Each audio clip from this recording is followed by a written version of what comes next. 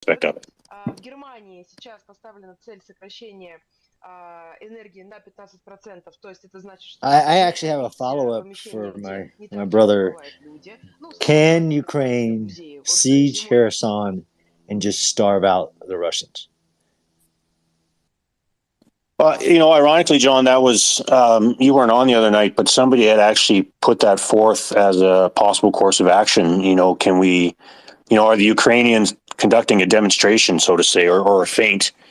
And for the folks who don't understand that military context, a demonstration is where you physically place forces in a particular spots that the enemy is looking towards that direction, thinking, oh, they're going to attack us. And a feint is when you actually start pulling triggers, but the attack is meant as a way to force the enemy to look a certain direction so they're not paying attention in another direction, and that's where you're actually going to conduct your real attack.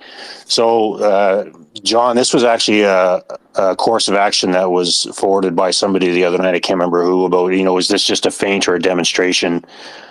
Are the Ukrainians just, oh, look, we're going to be attacking Kherson very shortly. We're throwing some shells and missiles at the bridge. The Russians are going to be in trouble.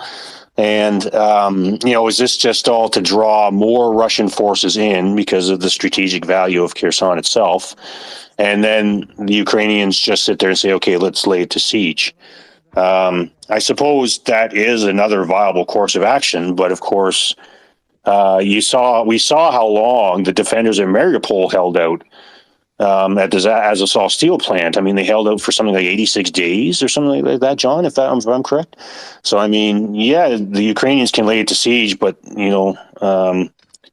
that's just going to take days or weeks or possibly months before the Russians capitulate like the Ukrainians did at Mariupol. So it's certainly another course of action, but the question is whether they have the time. Now the winter season's coming, and Constantine was talking the other night about how November the weather is just absolutely awful, and the ground turns to absolute mush, and that is very challenging to conduct offensive operations in the terrain and the weather of November. So maybe this is another option for the Ukrainians to lay the city to siege, because advancing through the garbage terrain to try to get to the city is going to be very challenging.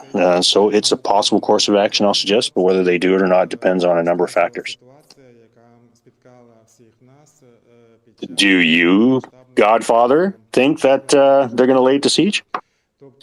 I, as the godfather of urban warfare, do not think so, based on my reasonable assumptions of what the political objectives in this phase of the Ukraine war and in the southern front would be. I think the Ukrainian political leadership wants to wait this out for, like you said, depending on the conditions of the city. Although Mariupol is much different, the dedication of the troops, the ability to communicate to the Russian troops will be greatly different once the true isolation of Kherson happens. I just don't think there's the time to do a siege. Now, isolating an objective and cutting it off is not sieging it, and I that's I have my own thoughts on that, but I don't think that is a viable. It is a possible. I just based on it's always about the political and military objectives for the overall fight and for the fight in the south and for setting the conditions, regaining the initiative. Like every war game that I would do, putting myself in the political leaders' shoes, I don't see waiting for the effect that a siege could have, which is capitulation of the forces, surrender, all that. That takes time. It still takes a lot of manpower. I don't think that is a preferred course of action that I, as a political leader, I would just immediately exit out if somebody presented it to me. Yeah, I agree with you in all honesty, John. Like, I throw it out as a course of action, but not the course of action. And I would suggest that I like how you brought up the fact that time is a factor here, and that I just don't think they would have the time or the resources to do it. If you're going to siege it, why don't you just attack it? I mean, if so.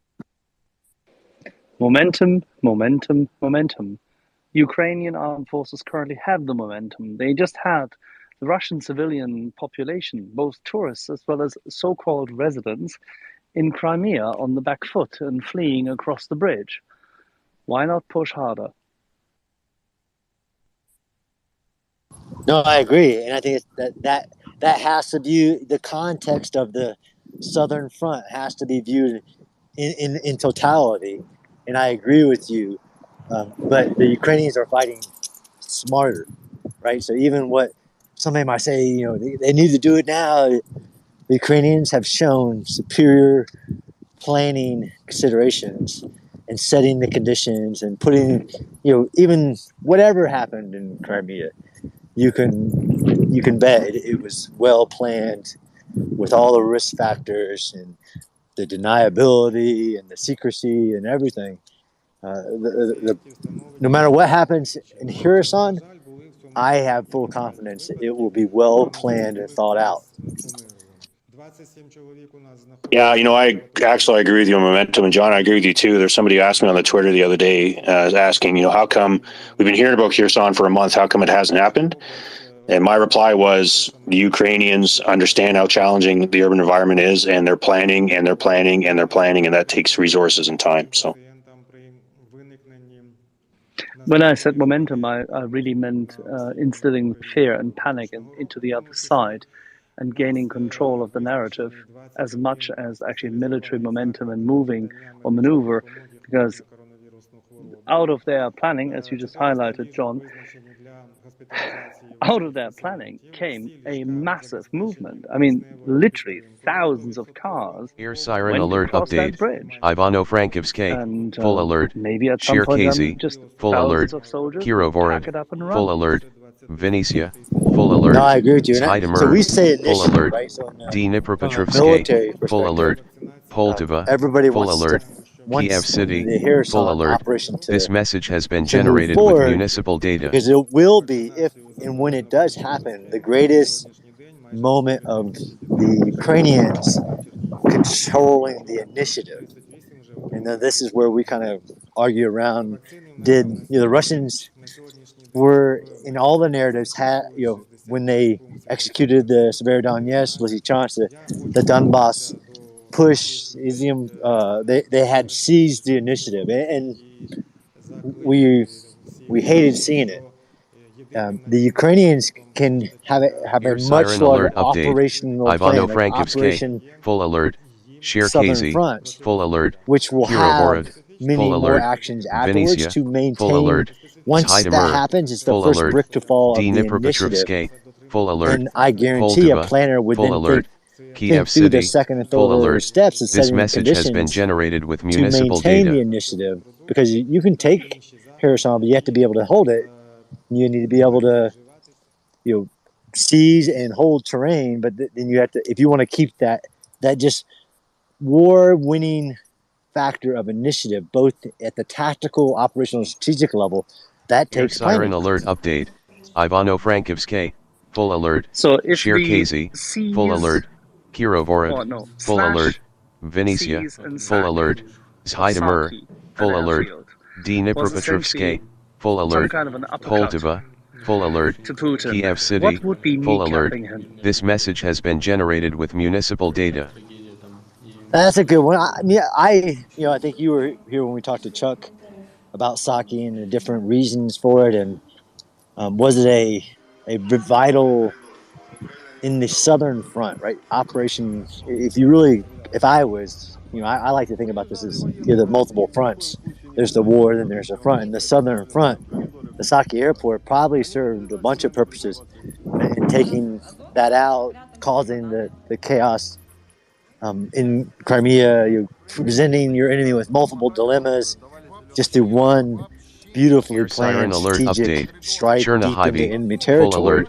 What would kneecap full alert. them Ternopile, would be, full alert. in my Kiev, opinion, full alert. It would take Sumy, full alert.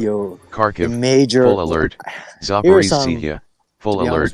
This message has been generated with municipal data. For the war, it would be a major blow, but it wouldn't, bring them to their knees. They would have to lose more segments up fronts, possibly even Marriott Pool, to be that level of just bringing them to their knees.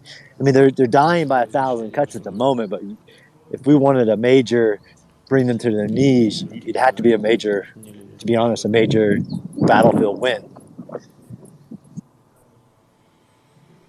For me, Axel, you want to cut them off at the knees. I think the Ukrainians are already doing it, and that is striking logistical points. Full alert. I love what Martin Van Creveld, the Israeli historian, says about how men to combat and can eat their belts, but horses in war have often been fed nothing at all until they've dropped. But machines cannot be mismanaged without ceasing to function, and completely and much more quicker than either horses or men. So, I mean, yeah, the infantry can always go another mile, or many of their commanders believe that anyway. But a cannon without ammunition is a useless hunk of metal.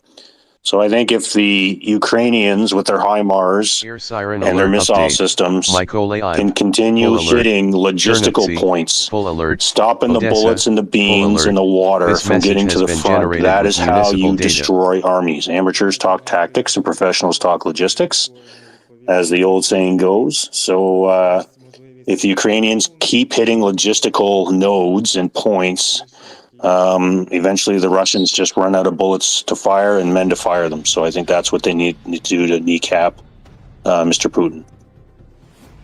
Let me follow up on this. Yesterday in the evening, we had, and I think Colonel Spencer was listening to this, we had General Ben Hodges here, who at that point in time was evidently still unhappy about the fact that what he believed the not yet decided release of ATACMS, because a few weeks prior, Air siren alert update. Mykolaiv, full alert. Chernovtsi, full alert. Odessa, full alert. This message has been generated with municipal data. With the extended range GMLRS, Ukraine can already hit the northern lines all the way down Kupiansk to Izium to completely eradicate that support attack vector, and also relieve what is the northern Donbass. But other targets are not yet quite within reach, unless, of course, something happens as within that airfield. What you just asked for, and what you suggested, kneecapping them in the logistics end, I completely subscribe to, absolutely with you. But do they have already the capacity? Do they have the capability? Do they have the ammunition they need for it?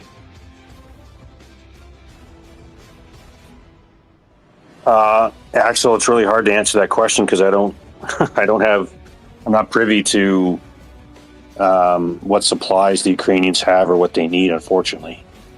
If anything, it is a reinforcement of the message that, the West needs to supply more of these weapon systems and weapons platforms in order to do what I suggested. But it's hard to answer the question because I don't know what the Ukrainians actually have. I apologize for making it so difficult. Of course, I agree with you. I just want to tease it out so that you would say that essentially in order to do this, to kneecap them, we must supply them exactly this kit. I apologize. But you know this and I know, though. I think, and you know it better than me, that we just need to give them exactly that material.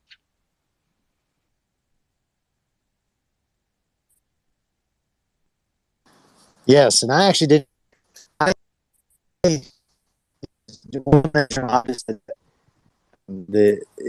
Saki would absolutely not tackle because the government hasn't said they would give that. This is the whole would-be escalation that I strongly disagree with.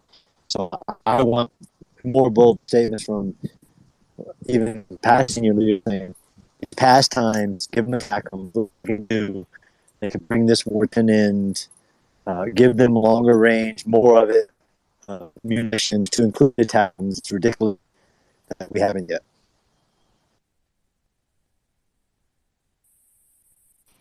I'm with you.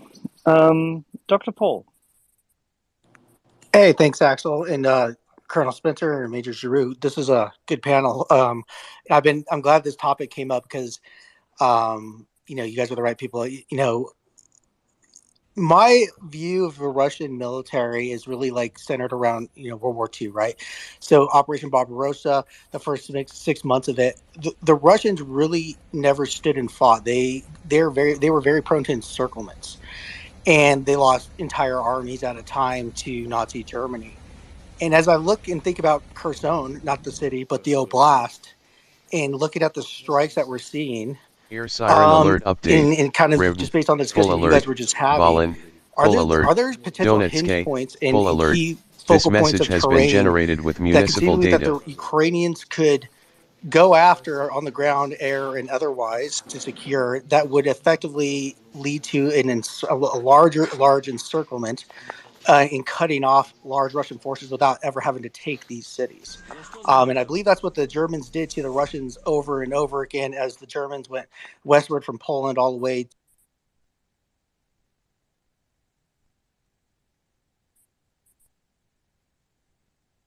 Oh, Yeah, Dr. he's Paul. gone. Yeah, Dr. Paul, you got he's cut gone. off there at the very end. Sorry, that happens sometimes. It's a known issue. Dr. Paul, please jump back up. Please, someone remember where he left off.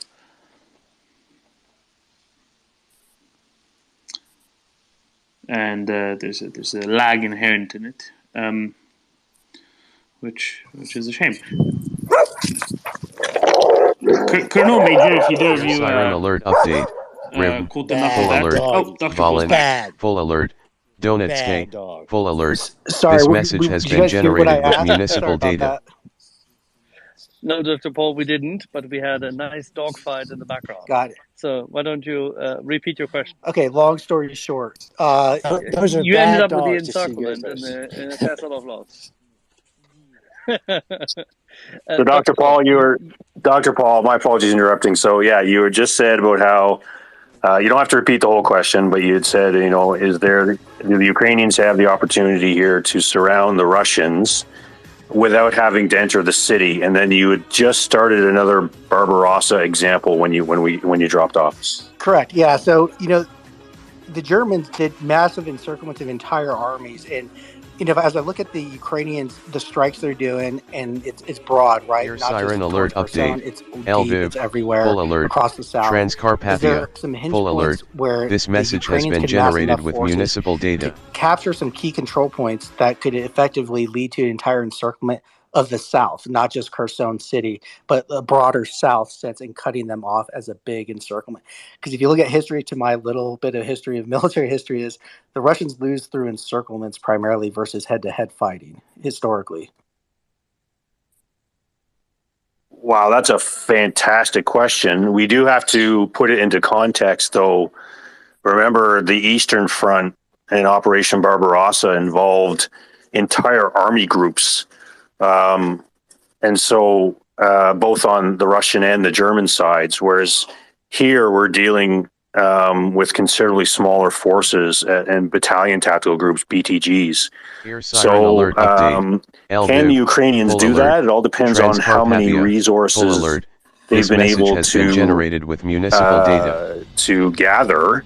And, ideally, would they be able to surround the whole oblast? It all depends on the Russian defenses where they are. So, for example, if the Russians decide to fight out in the countryside, which I understand Amnesty International is a big supporter of, then would the Ukrainians could the Ukrainians do that? I suppose, yeah, they could. But if the Russians decide, no, we don't like what Amnesty International says, we're just actually going to fight inside the cities, then, I guess that makes it easier for the Ukrainians to be able to do that because there'll be few Russians out in the countryside. But it is a possibility. It all depends on how many personnel and resources the Ukrainians have gathered in order to surround an entire oblast like that. But I would suggest that might be challenging given the current operational theater, because I don't think the groups are big enough to do that, unlike the Eastern Front of the Second World War, where you had, entire army groups of hundreds of thousands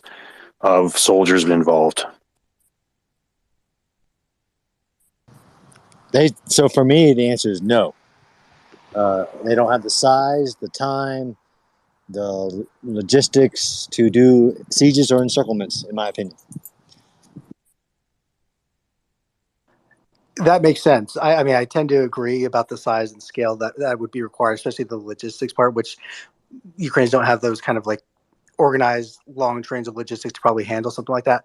But it's just an interesting point to think about, because looking at the historical way of how Russians have lost, how the Ukrainians are talking about it, it will be occur fast, and it will be rapid and massive. And just looking at what they've been hitting and striking, there just seems to me like there's an opportunity to prevent resupply entirely, totally cut them off. I mean, the Russians have no real ability to do like a massive air resupply campaign if needed, if their soldiers got encircled and trapped somewhere, whether it be a city size or a larger size. But nonetheless, thanks for your comments, guys. It's been a question I've been thinking about for a long time, so appreciate the feedback. No, I think it's a great question, and I think that last little bit is one of the most key. There is no Ukrainian airspace that is not, especially around the locations we're talking about, there's not as contested. When you take the air picture out of joint combined arms maneuver, it causes for all kinds of unique challenges to ways of fighting in the past, to the ways of even what doctrinal says to do. That's why that element of continuing to contest the air is critical for Ukraine, and something that Russia has to deal with in the feasible plans. But this is about a very small military relative achieving their goal under time constraints. They don't have the time. Every day that Ukraine isn't able to achieve their immediate goals, there are Ukrainians suffering. There is limited supplies being drained, casualties, all that. I think I've been adamant that I think the time is on Ukraine's side, opposed to Russia's time, but that element of time plays a huge factor into even what Ukraine can do with just the thing about if they were to move forces from the eastern front of this war into the southern front to achieve some type of immediate goal, it would have a huge ripple effect into what Russian forces who then were relieved could do. So this is really three-dimensional chess from the Ukraine side on executing of these different operations, like the liberation of Kherson or the Kherson Oblast.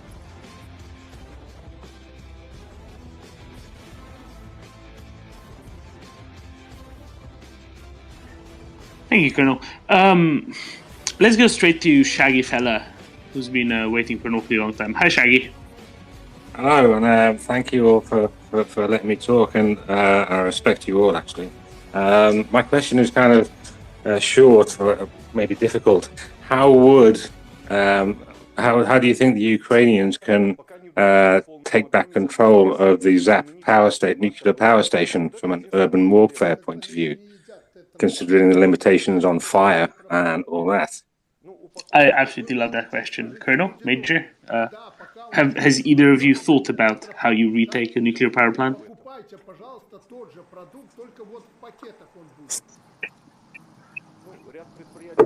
Go ahead, Jason. I can say take out the nuclear part, and it's an objective that you can't shoot at. And there are a couple of historical examples of small sites that you can't use most of your elements. Have I thought about how to take a nuclear plant? I mean, it would, if I'm going back to that, set the conditions to where the people holding that piece of ground and that vital site, where it no longer becomes advantageous for them to stay there, and that gets you to the effect you want.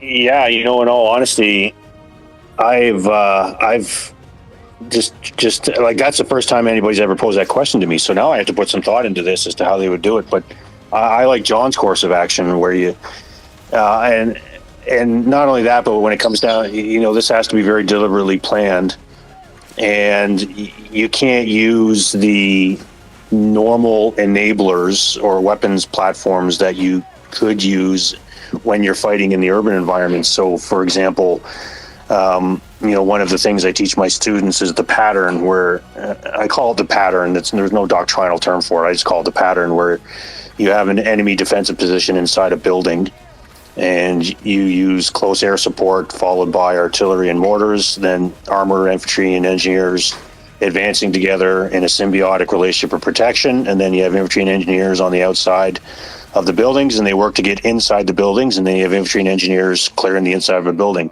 But obviously, I don't support using any kind of close air support or artillery or mortars on a nuclear power plant for obvious reasons. So the planners would have to not use those systems if they were going to attack it. I do like John's course of action of where you make it so uncomfortable for them that they want to leave and they withdraw. But if they decided they were going to stay, then obviously you would have to take away some of the weapon systems and weapons platforms that you would normally use and just go in with small arms and very precise direct fire weapons, so that you wouldn't do any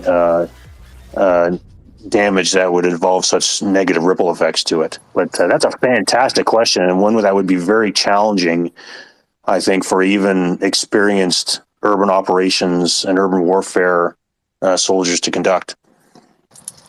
I mean, I personally would want a lot of tear gas. So there's actually a device out at the National Training Center, which Jason didn't get to see, called Dr. Doom. It's a massive smoke generating device, vehicle. I would want a lot of tear gas in that bad boy. But I think that, giving my brother the credit due, step one is isolating. So if you can't isolate that nuclear plant, as in from whoever's holding it, isolating the entire area around it so they have no hope of resupply or reinforcement, then it's going to be very challenging to execute that mission without some type of secret operations force. So don't discount the infiltration secret operation forces type of mission. But again, different tools, maybe some old school tactics, but because of the just a precarious target of that, if you can't isolate the region, then then if you can't know that you can not only take it but then hold it without then putting it at more risk of danger, then you really got to make a strong decision on when and if to execute the operation. John, I love the tear gas idea. I don't know if the Russians have gas masks or not, or if they've been even trained in advanced chemical, biological, radioactive, nuclear, CBRN, but that tear gas idea is phenomenal. You and I wrote that case study in the Battle of Hue, in which the U.S. Marines were using tear gas grenades to flush out North Vietnamese Army soldiers from the Treasury building in the south side of Hue there. But tear gas, if the Russians are not good at CBRN fighting, tear gas is certainly a way to make it very uncomfortable for them to be there. That's a brilliant idea. Right, because going back to thank you for that. And I'm sure Amnesty International would be asking them whether Ukraine was a signatory to the Riot Control Agent Treaty that the U.S. signed with exception. But this is about terrain, right? So this is not about killing the enemy at the power plant. This is about retaking it. So if they withdraw based on the conditions you established, or if they just withdraw because they can't breathe, and I have never seen, I've seen very few. I actually have seen a couple Russian gas masks being carried, but very few, not serviceable. I think, I'm a huge fan of tear gas and flamethrowers, but tear gas is a great way. It has been used very effectively across time to protect damaging buildings, but still achieve the effect, which is just get the enemy to vacate it. What about flamethrowers for the first line of defense if they have Spetsnaz who actually are good at this? So flamethrowers, it's a hole to go down to discuss both the distance from the structure that the flamethrowers have been historically great for clearing structures without destroying them. Absolutely. They have been great on putting the psychological fear of immense pain into your enemies. It's not that they felt the effects of the weapon, they just know it's there, and that had been historical as well. And there are flamethrower-like munitions on the battlefield, namely the Russian RPO Shamel which was used actually, I'm pretty sure, in Mariupol. But the flamethrower in itself actually shoots farther out than most people realized and can clear structures without that collateral damage. But the fires in a nuclear plant still a big deal though, so that would be an issue. But overall on the battlefield, and I will quote General Townsend, still a four-star general in the U.S. Army, just happens to be AFRICOM now, but that in the Battle of Mosul, could he have gotten to finish the battle? That those last committed defenders that no matter what happened, they were going to defend to their death. If he could have got his hands on flamethrowers, he would have greatly used them. And just folks, just to clarify, there's the traditional flamethrowers that we see from the Second World War, but when the Russians say flamethrowers, they mean thermobaric weapons, the fuel air weapons. And I just tweeted about that 3 hours ago. I have a 10 tweet thread on thermobaric weapons and how awful they are. But just to clarify that, because if you say flamethrower to a Russian, they're talking about thermobaric weapons. Whereas, John, are you talking about the traditional flamethrowers that you see from the Second World War in Vietnam? Correct. Yeah, a man-packed flame-throwing weapon. And I agree, a lot of people superimpose thermobaric weapons like the RPO Shamel and others, and I look forward to reading your thread for flamethrowers. No, I'm talking, which we still have bunkers full of man-packed flame-throwing weapons that throw a flame out 50 meters or more and can clear a structure and then put the fear of God into people. Because even thermobarics, it's really hard sometimes to distinguish them. They're just vicious, right? And to be clear, the U.S. military has thermobaric munitions, even for our Carl Gustav. They are effective in their purpose, but the flamethrower, old school one, what worked very well, and to include me and Jason's case study in the Battle of Hue, the flame-throwing tanks, so the Zippo, which was a tank that threw flame out its barrels. But to me, it's the psychological, right? This is the effect, especially when you're terrain-based. I don't want to have to clear every building, every room. I want to to regain control of the terrain. That may require killing every last enemy if he is so committed that he's going to defend that terrain for whatever reason to his death.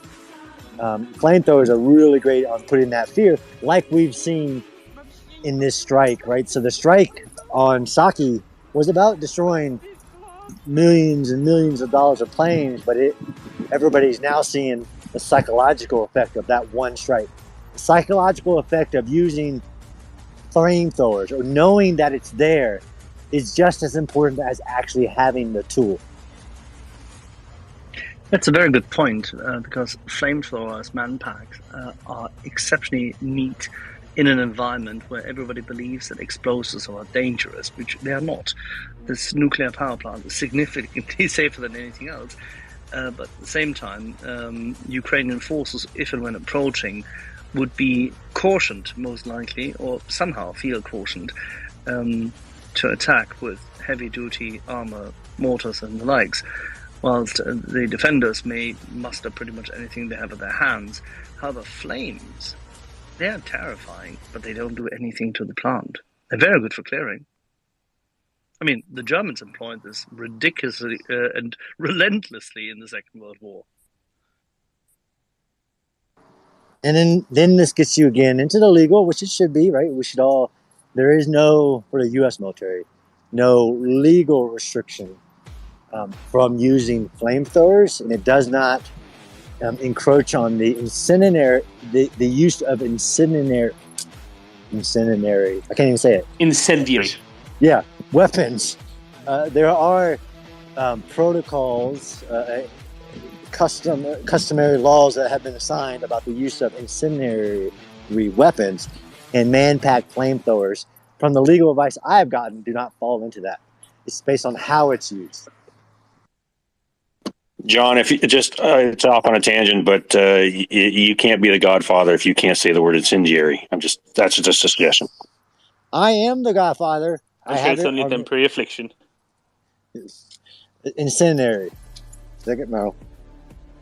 Okay, can we move to Mykola? Mykola, our Ukrainian friend, has had his hand for quite some time. Yeah, but Shaggy, wait a second, Shaggy. Okay. Let's go to Mykola first, and then we'll go back to you, okay? Right. Actually, Axel, could you promote Mykola in my place, possibly? Avec plaisir, monsieur. But Mykola, go first, and then I'll promote you. Sure, no worries. So another question I wanted to ask, just to kind of finish the conversation in regards to the plant.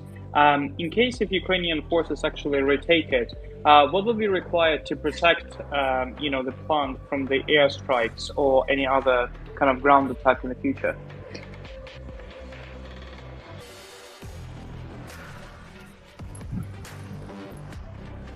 So it's a good question. I'm not an expert on overhead protection for the critical infrastructure of a nuclear power plant, but I dabble in defense a little bit. So if it was a key location that you wanted to hold once you retook it, then you build a defense in depth. You follow the principles of an area defense, right? That's terrain based, because a mobile defense is enemy based. Area defense is terrain based. So you build a defense in depth, and it would require defending critical access points or key terrain around the plant, more so than building bunkers and things like that in the plant area.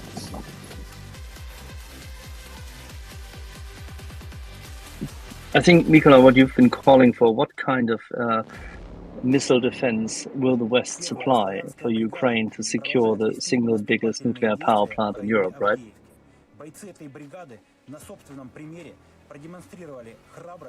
Yeah, that looks like it. Maybe we could provide more Mars from Germany in that regard. Antti, you had a question, and then we'll go to Shaggy after. Yeah, I'm still here, Axel, by the way. Axel. Sorry, Leonard, I didn't see that, but let's go to Antti, then we go to Shaggy, then to Leonard. Antti, you DM'd the question. Okay, thank you. So, the thing I was wondering, you might have touched on this before, but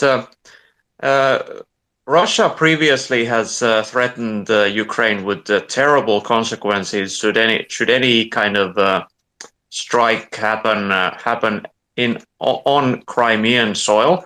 And now that such an event has indeed happened, the Russians are claiming it is an accident, and I just saw even in the Finnish news that the Ukrainian defense minister gleefully said that it's just a Russian soldier doing the customary error of lighting a cigarette where he shouldn't, and so this naturally means that there have been no consequences whatsoever from this strike. And I was wondering what do you consider is the implications of basically Russia backing down?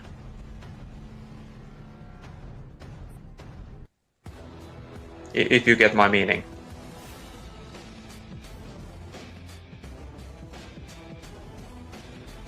Mic check. Yeah, Antti, sorry, it's Jason Giroux. I'm still not understanding the full context of your question.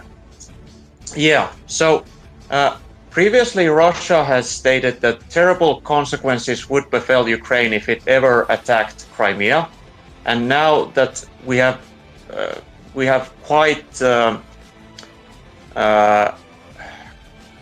let's say that there is ample evidence to suggest that such an attack has indeed taken place, and Russia is claiming that it was a mere accident. And so I'm wondering if you see any implications to the fact that Russia is either unwilling or unable to actually back up the threat they made previously, if you get my point now. Oh, I understand, Andy. Yeah, I mean, I'm a military historian and an urban operations instructor, not a fortune teller, so it's hard. Like my crystal ball right now, like I have no idea what Mr. Putin or any of his senior political or military leaders are thinking about this, and whether they whether they continue course of action one is carry on as planned. Okay, this is a setback, but carry on as planned. We'll keep fighting the war. Or course of action two is, we need to exact revenge and use chemical, biological, radioactive, or nuclear weapons is course of action two. Or course of action three is, okay, we need to, start minimizing the war and withdraw, which I think that's the throwaway course of action. I don't know. I don't know, but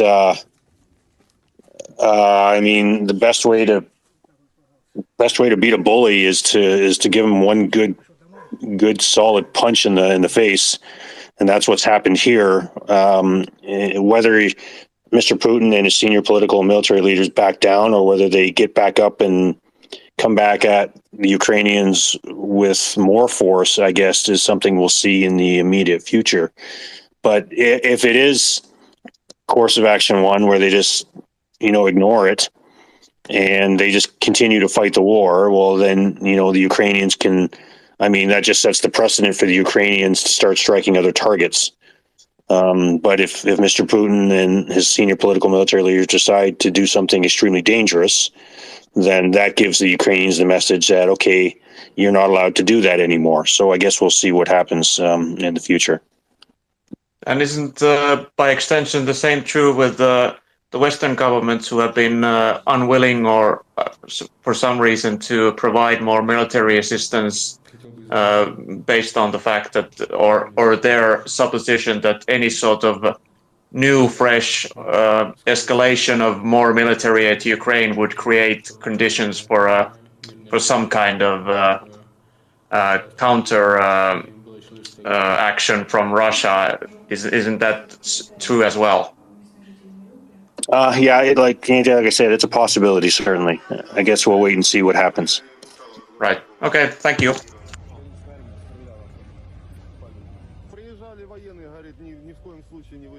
Shaggy, you want your follow-up question, or you want to defer to Leonard? Yeah, it's a kind of a quick follow-up question. Kind of the elephant in the elephant in the room for me would be the alleged mining of the nuclear power plant. They put explosives everywhere, and the sword of Damocles over that, i.e., who has their finger on the trigger of those explosives? Would it be the local commander?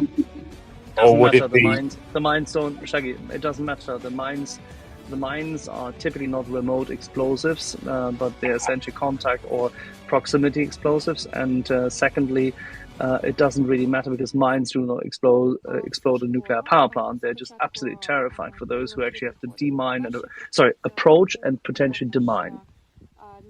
Okay, but I was wondering if it could be done remotely, i.e. the people in the power plant wouldn't have any notice or any control of somebody remotely kind of just pressing the button and blaming it on the Ukrainians. Well, remote detonations and remote explosive devices are always possible, but then again, they won't explode the nuclear power plant. They will just kill people. Okay, all right, thanks very much. I defer to everyone. Thank you. No worries. Leonard.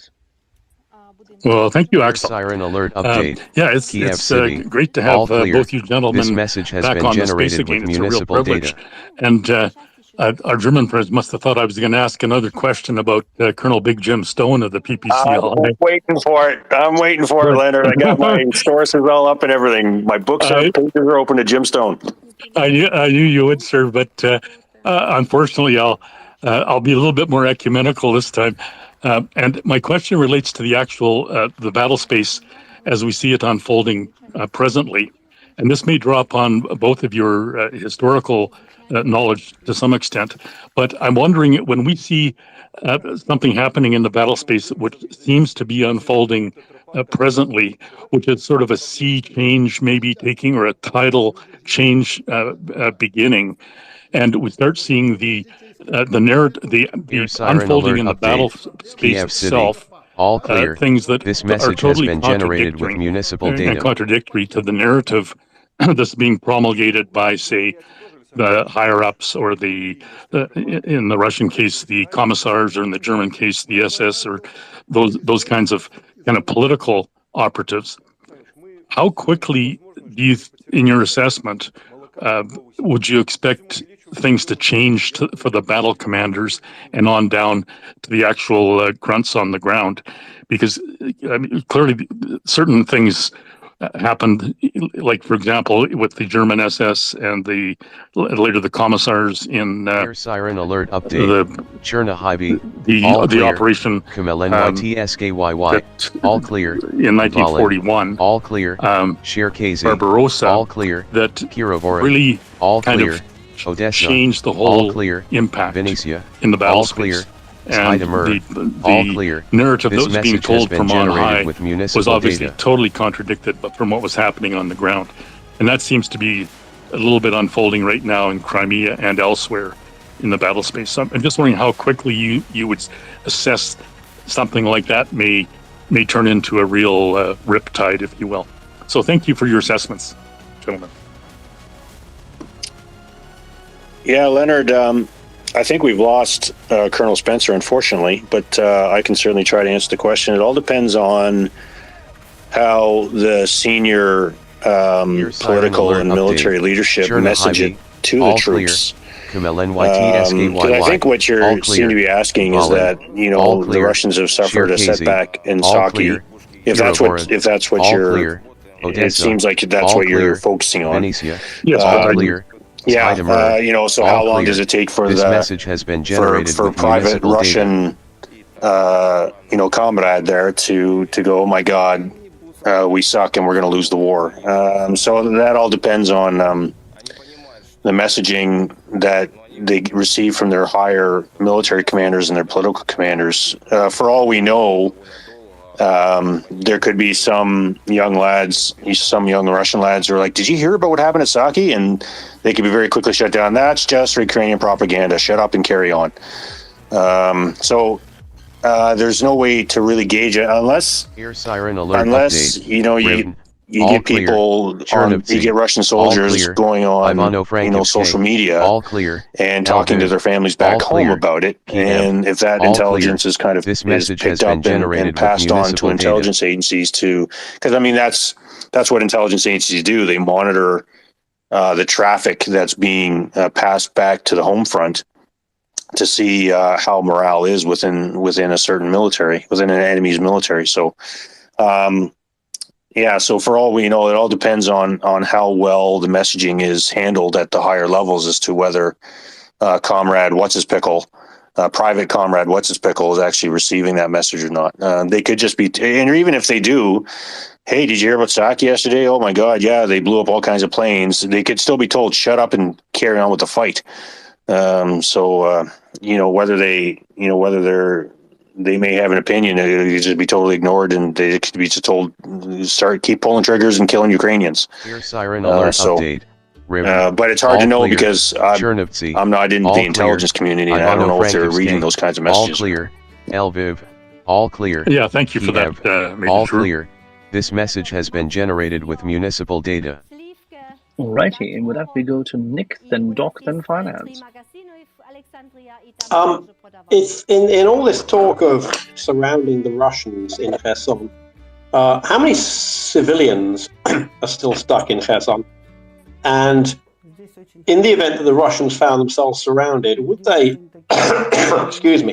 would they regard these civilians as, in fact, citizens of the new Russia and treat them as their brothers and sisters? Or do we think there's a possibility that they might not treat them very well? And so, as a consequence of that, to what extent will the possible consequences for all clear the civilians, all clear, both if they do and don't attack, all clear, be figuring into the Ukrainians' planning? All clear. This message has been generated with municipal data.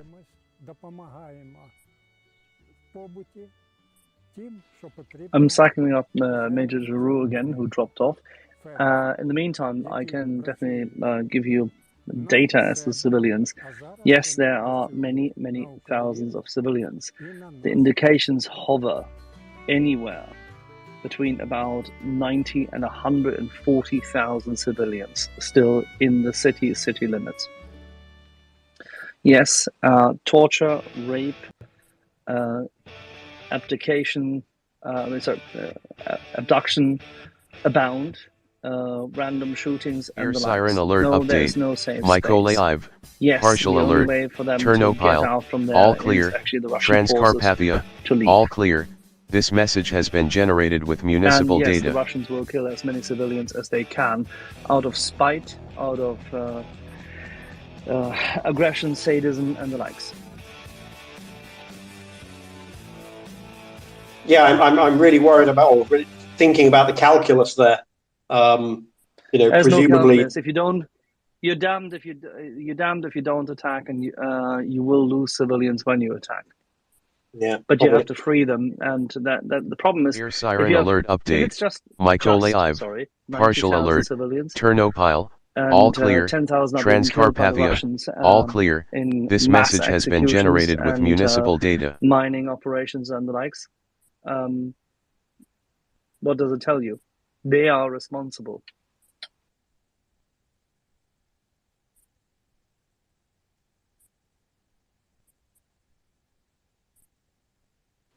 And on that somber note, we'll go to finance.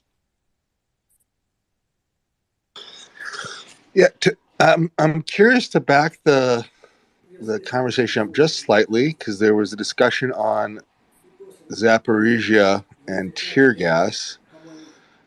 If there's a consideration that the questionably supplied Russian soldiers don't have equipment for tear gas, then would that be the kind of thing that could make somewhere like, say, Kherson Oblast fall much, much more quickly and or save a massive number of lives or force multiply for the Ukrainians in doing so? Financially, I'll suggest yes, very much so. I know John is, and I'm a big proponent of the use of tear gas, and the civilians would suffer, obviously, as we just finished talking about. But even more importantly, if the Russians aren't equipped to deal with it, then they will withdraw. There's no heroic. Well, we're just going to stay and fight in place and choke down the gas. No, the human body will not agree with that whatsoever. I mean, I was talking earlier about the Battle of Hue, and the United States Marines found E-8 gas grenade launchers, which launched like 40 tear gas grenades within dozens of seconds. And even hardcore North Vietnamese Army and Viet Cong were fleeing the buildings. They don't mind dying in place if they can take a few Marines out, but if the Marines are going to launch tear gas grenades into the building and they're just going to sit there and choke to death, then they would withdraw from the building. And those guys were fairly hardcore fighters. So as we've seen, the Russians are lacking in that kind of tenacity. So I would suggest if the Ukrainians could use it in Kherson, then that would be very much an advantage to being able to clear the city that much quicker. Could you maybe elaborate, Major Giroux, as to how you can spray tear gas across vast fields of the enemy? Well, it all depends on the weapon system you're using, but obviously, they come in the small little projectile grenades, but then, as I mentioned, they come in larger shells as well. I mean, artillery shells can even be armed with CBRN, or chemical, biological, radioactive, nuclear products as well. So if you really wanted to spread it out and overwhelm a city with it, then launching CBRN artillery shells would be able to do it. I don't know if Air Force, if aircraft have the capability of doing that, because I'm not an Air Force guy at all. I'm an Army grunt, but I don't know if the Air Force would have the capability of dropping munitions that are armed with that kind of product either. I don't know. I guess my question would be why would you drop a bomb with a lot of tear gas in it when you can drop a bomb with a lot of explosives in it? I don't know how persistent tear gas is or how much of an area you cover, but it seems to me a rather hit and miss operation, unless perhaps you knew there were civilians very, very close to the troops. But for an entire, for a nuclear power plant, I can kind of see we'd have a tactical use for it. For an entire city, I mean, how much tear gas is there? I wonder why we haven't seen tear gas used very much, in so far. If it makes such a difference, we didn't. Do the Ukrainians not have it, or did they not think it was a good idea, or did they not think of it, or the Russians? I'm wondering where what am I missing? Well, Nick, the challenge is that tear gas. This is a great debate that I had with Dr. Charles Knight.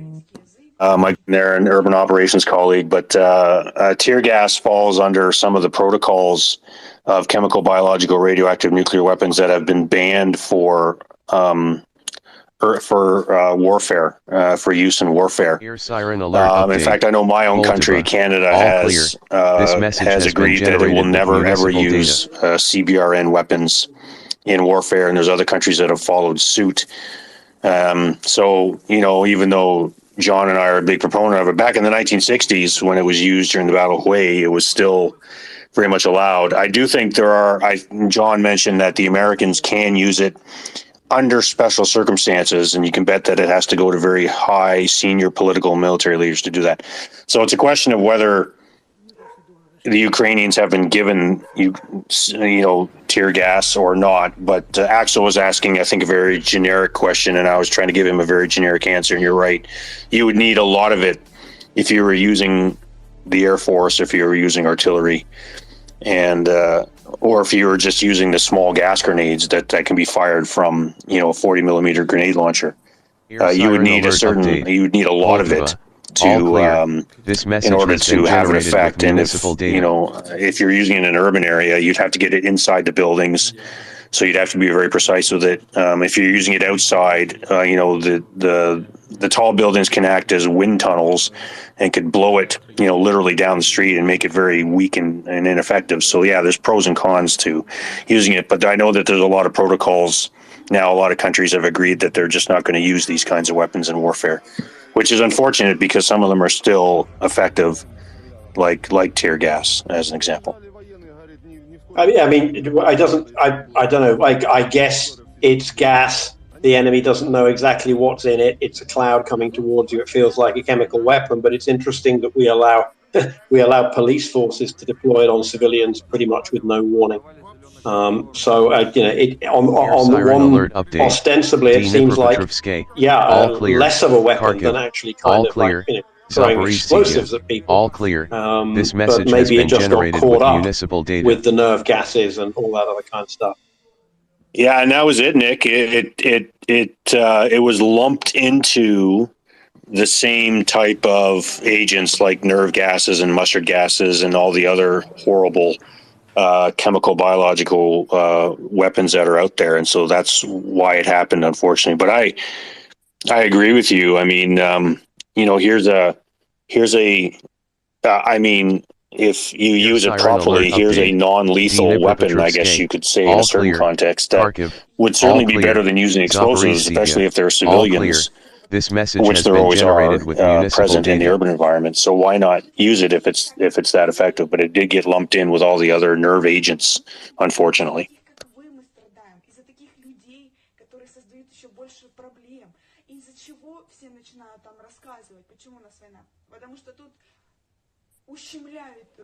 All right, we have loads of questions coming up.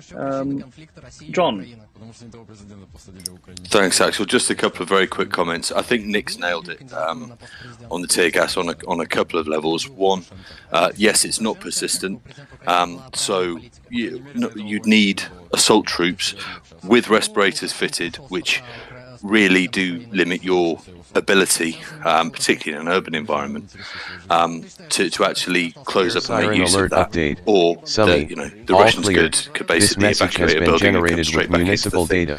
And second to that, I think we could expect the Russians in that case, if the Ukraine would start using tear gas on a large scale to clear urban areas, to probably turn around and start using some of their quite nasty nerve agents, and say that they're just responding in kind.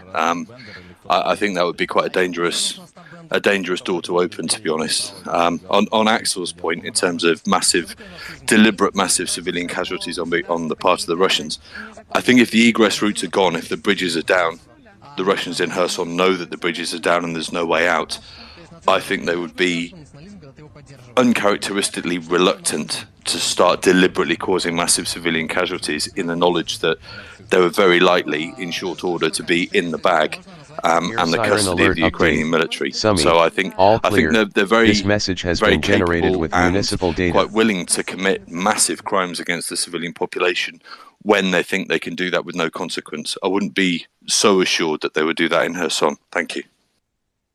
John, those are brilliant points.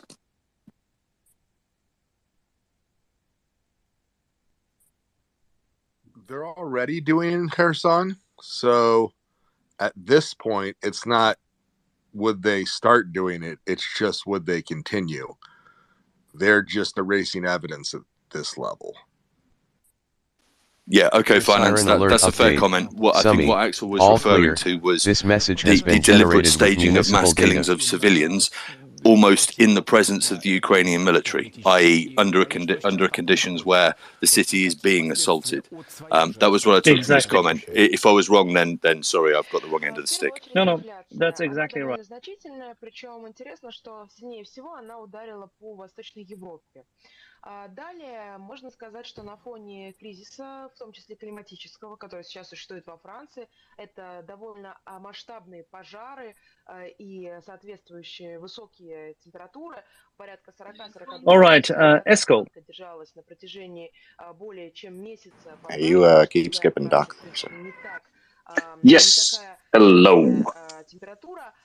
Yeah, I'm not sure if I heard or if I remember the question exactly, but it was about the civilians in Kherson, and I just wanted to tell that I have a friend with his family in Kherson, and they have been unable to leave the area. And I've been in contact with him every once in a while, and he's telling me that the situation is really bad. So they are just waiting for the Ukrainian army to come and liberate and help them. So this was regarding to the questions. I'm not sure who asked the question update a few minutes ago. But, all clear. This message has been generated. I wasn't really concentrating, but I heard the question, and I just had to tell that it seems that the situation with civilians is really bad in Kherson at the moment, and I'm really hoping that my friend and his family gets out of there alive, or that the Ukrainian army will get there and liberate the area. Absolutely correct. And by the way, Doc, apologies, but you did not shine up on my screen because you were literally in lane number 3 here. Doc, please. Thank you, sir. Just a quick question for the Major. Regarding Kherson, I've been reading up on Stalingrad a little bit, thanks to you and Colonel Spencer motivating me.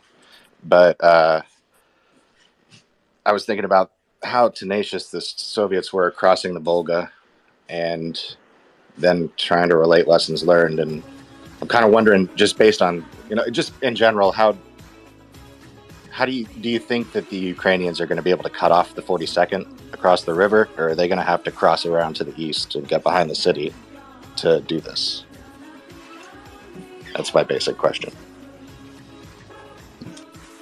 Yeah, Doc, first of all, thank you for your service there. I saw on your profile that you were a Marine, if that's correct. Yes, sir. So, okay. I have a soft spot for, I'm assuming a United States Marine, yes? Yes, sir. Yeah, I have a soft spot for United States Marines because my maternal grandfather was a U.S. Marine in the Second World War. So Semper Fidelis. That's a fantastic question. And it all goes back to this all goes back to the discussion we've had before about how resource intensive urban operations is, urban warfare is. So, 4 times the amount of ammunition because you burn through all the bullets and the grenades and the missiles, etc., very quickly in urban operations because, of course, buildings are made out of brick, stone, steel, concrete, and wood. And so it takes a lot more ammunition to destroy enemy defensive positions if they're within buildings. And so the question is, and I assume that this is why, the Ukrainians are slowly plotting with 2 Ds, plotting their way towards the city because they're building up. I'm hoping that they're building up their resources. But so I think what you've discussed there, Doc, is what are the courses of action? I mentioned how it's critical to isolate a city so that the defenders can't reinforce and resupply. The Dnieper River allows for that isolation in a certain aspect, although the Russians are still using the pontoon bridges. And so the question is, do the Ukrainians have enough firepower? Do they have enough combat power? Do they have enough missiles? Do they have enough uncrewed area vehicles that they can just lay down enough fire on the rivers to destroy any boats, to destroy any ships, to destroy any pontoon bridges that are bringing folks across, that are bringing Russian resupplies and reinforcements across? If they have enough of those resources, then they can just worry about breaking in and gaining lodgment from the immediate west of the north or the east, and they don't have to worry about crossing the river and coming in from the south. But if they don't have those resources, if they don't have enough missiles and bombs and rockets to throw down a carpet of continual violence on the river, then one of the options will have to be, completely physically isolating the city, and that means crossing the river, the Ukrainians having to cross the river, and then isolating the city itself and somehow trying to come in from the south, which I think is very difficult because if you actually look at the ground south of the Dnieper, there's a lot of swampy, marshy area there, south of that part of the city and part of that particular part of the river. But it is another course of action that the Ukrainians could explore if they don't have the firepower to continually target any resupplies and reinforcements crossing the Dnieper. I look at the Battle of Mosul in 2017, where the coalition they did have the firepower to continually observe and hit any kind of watercraft that were ferrying ISIS insurgents from the west side of the city to the east side of the city. Although in that particular urban battle, the Americans were actually starting to run out of their strategic stockpile of precision-guided munitions overall, not necessarily because of what they're hitting on the river, but because they were using them within the city itself, especially when they started to clear western Mosul. So the question is, how much resources do the Ukrainians have, and can they blanket that river at any time when they see anything that's crossing it? And if so, then they won't have to worry about moving to the south side of the river and then attacking the city from the south. But if they don't, then that's another course of action. Doc, when you were asking about the 42nd, now they've lost their artillery, they've lost their air defenses. This much we know. They've also been heavily shelled. Their forward deployed forces and their recon have all been completely attrited when they were closer to the Ingles River. They retreated twice, and then they've been concentrated southeast of Novakhovka. And more recently, they've been targeted by HIMARS. They may be significantly less effective than they were ever thought to be. What is your specific interest in them? Or is it just the position? Well, it was my understanding, sir, that the 42nd Army was the army that was on the west side of the river inside Kherson itself. Is that not correct? Well, the 42nd had retreated to Novakhovka because they'd been attrited and reduced in size, and as a guard motorized division, they were specifically ordained to hold that dam. And then they saw that essentially the rail across the dam, or the rail supporting the small light carriages across the dam, as well as the track across the dam had been perforated, let's put it this way. And then the air defense and then their artillery was Air siren alert update. Donetsk, Well, all clear. This message has been generated with municipal data. That would be cut off if we can close if the Ukrainians can close the river.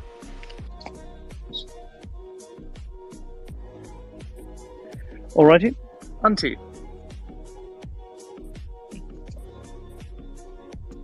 Yes, thank you again. So I was wondering about the level of someone's hot micing. That's not Esko, that's your dog.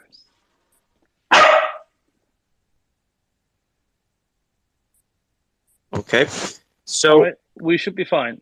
Yeah, I hope the bark doesn't, Okay, so I was wondering. Air siren alert update. Based Donetsk, on what all clear. We have seen this so far, is there any way of estimating how competent the Russians are at creating fortifications on the field? And this is anywhere from log-supported simple trenches to concrete reinforced pillboxes and the like. Is there any way of estimating how good they are and in creating and utilizing fortifications in the field? Andy, I can't answer that question because I'm not intimate with the very tactical level of Russian trench digging or doctrine. Sorry. Right.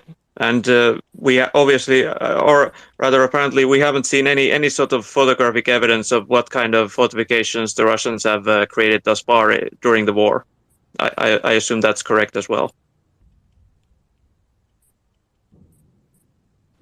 But what we've seen in recent months is the massive amount of entrenchments they've created in the Donbass, in addition to what they had beforehand. And whenever they moved forward, they actually used concrete. Loads and loads of concrete for additional both revetments to protect gear and as well as entrenchments and fortifications. So that's not something new. And they've also brought prefabricated concrete pillboxes on trucks and rail into the region. So that is a standard operating procedure of the Russian army, and their engineers tend to be reasonably fine with heavy gear. But that's pretty much all we know here. Right. Thank you. Durian, Gunther. Just a comment and a question. The comment is that it seems like the best way to keep the civilians safe and free from retaliation is to make sure whenever the major offensive happens is to ensure that they're all busy. Right, and they're not like they're fully committed in dealing with the Ukrainian army versus putting any attention on the civilians. And then the second thing is like a question, which is, so in the late 80s, early 90s, like we were trained that the Soviet Union, Russia, had better capabilities and better training when it came to chemical weapons in particular, and that they were very good at it. Perhaps that was used to kind of more like put the fear of God in us to do our NBC training better. But, after all that we've learned about the deficiencies and what's claimed on paper versus the reality of things, is it possible that they really just totally suck at chemical training and that they really don't have very much capability at all?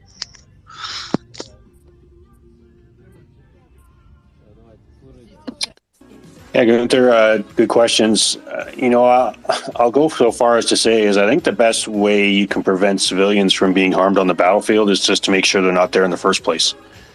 And so, whenever I'm teaching urban operations, I say to my students, look, you're going to find civilians on the urban battlefield. You're going to find them in the urban environment. and I've said this before, more or less, about 10% of a civilian population will remain in a city because they have nowhere else to go. They don't want to lose their possessions. They think they can protect their families by hiding in the basement. So you're going to find civilians. The attackers will eventually, or the defenders will find civilians. The best thing you can do is just get them out of the environment, even if they don't want to leave. I mean, when the Americans went into Aachen in 1944, October 1944, when they found German civilians, they forced them. They told them, "You're getting on a truck, and we're taking you out of the city, and we're putting you in a refugee camp, and we'll give you food and water." And that's the way to do it. And that's you know, the Ukrainian people need to understand that it's not as easy as it sounds, but if the Russians are coming, get out of the city and the village. Get out. Find some sort of transport or just start walking and get out, because we obviously understand the bad things the Russians are going to do to Russian civilians, and which is not as easy as it sounds, again, because a lot of people don't know where to go, have nowhere to go, but anywhere is better than where the Russians are right now. And so if the Ukrainians can reinforce that message amongst their people, that would be fantastic. And it's somewhat mind-boggling to me that I'm still hearing about civilians being in certain areas that the Russians are in, because they just, anyway, I've ranted on enough about it. They just need to get out and get away from the Russians, and then go back, weeks or months later once the Ukrainians have pushed the Russians out. But your second question, I don't know. Again, I don't know. I don't have any fidelity on the training that Russian soldiers do when it comes to CBRN weapons or defense. And so it's hard to answer that question based on the fact that I have no knowledge of that. But are you at least familiar with this concept that at least at one point in time they were quite good at it?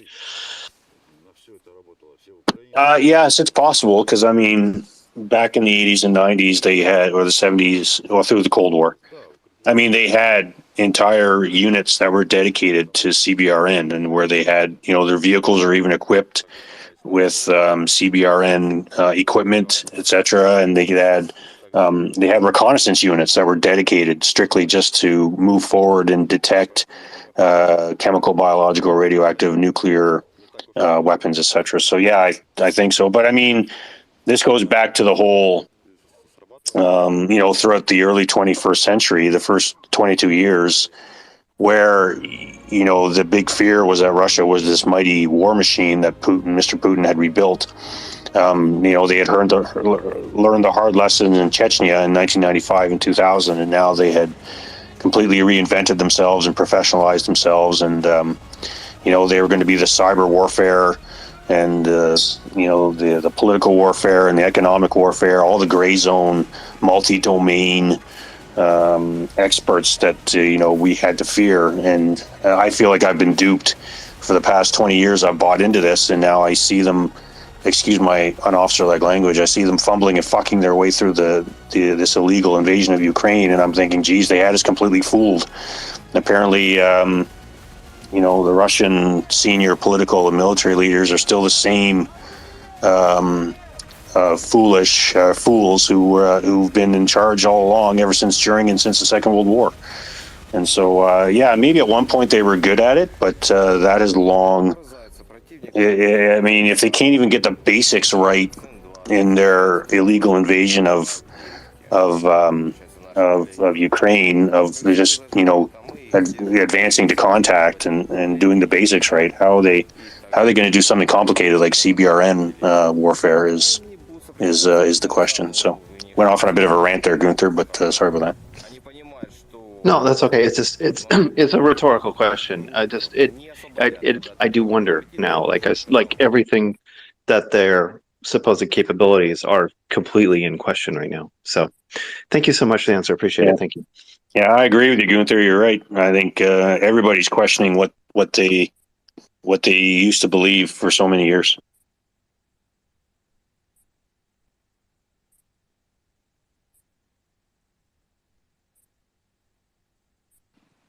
I was just becoming angry at some Russians who evidently have been committing more war crimes, and I think they should all be reintegrated into the food chain. Sorry, Esko.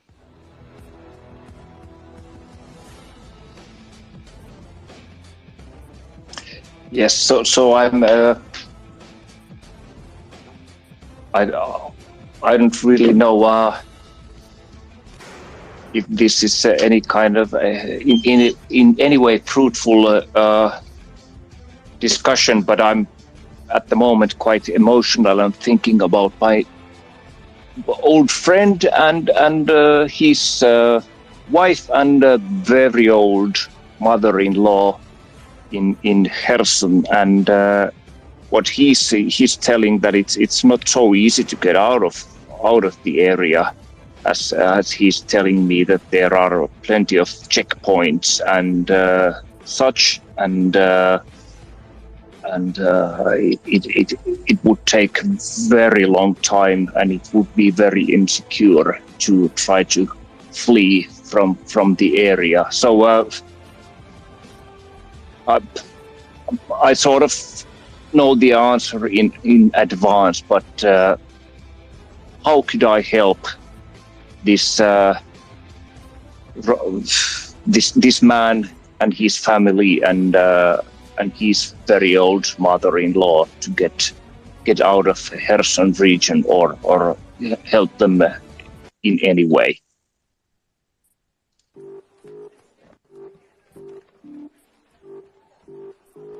Yeah, Esko, that's very challenging, and like you just proved that, you know, it's not as easy as I say it is. But I'm at a loss, in all honesty. Just, you know, from where we are, you know, safe in our homes, so far away from the battlefield, it's so easy for us to say, well, just leave and try to get out of there. But again, the elderly can't move as quick or whatever. It's very challenging and very difficult. But, you know, if they can somehow, I'm at a loss as to how I can help you help him. But anything is better than staying where they are. They have to get out, and you have to reinforce that message, and they will have to come up with solutions, whether they can contact, you know, Ukrainian soldiers to say, we are here, can you help get us out, or something of the such.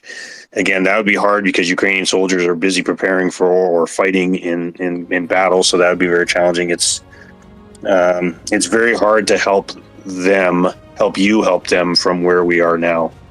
Very, very challenging. I'm at a bit of a loss, in all honesty. Yeah,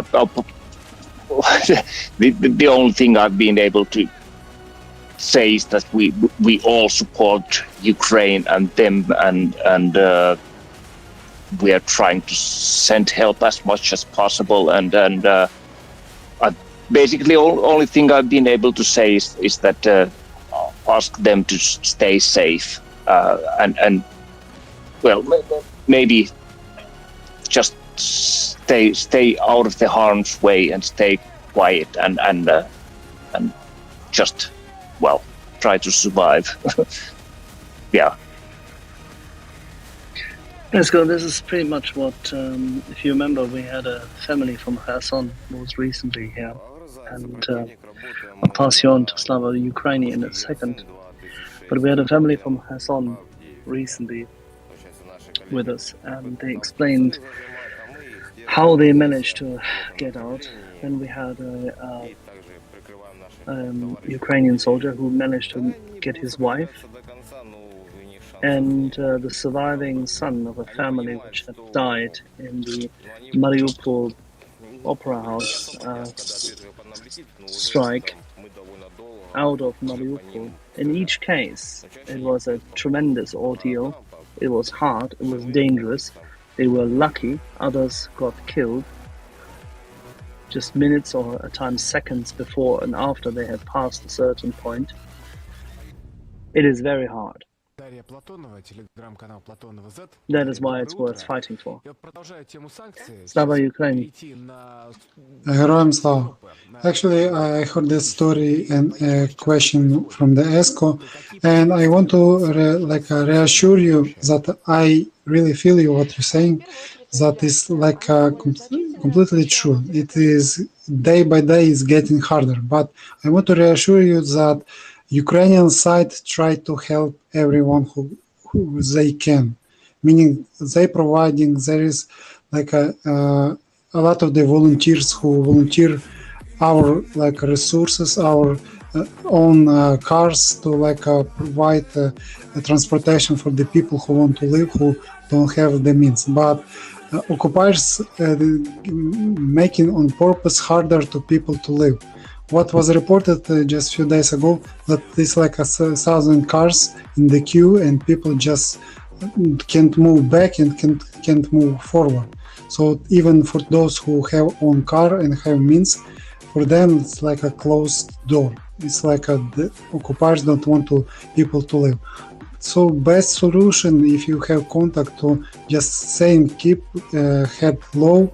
Don't I know there is a curfew. So just do not get into eyes of these occupiers and just to try to be safe, because it's like it's dangerous there.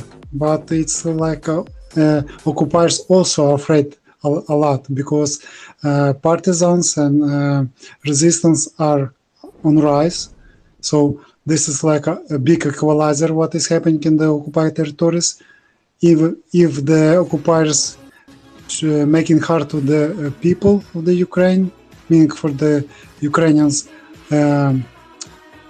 partisans also like making big resistance to them and like doing this work. So it's like I hope it's gonna be liberated soon, but it's harder to.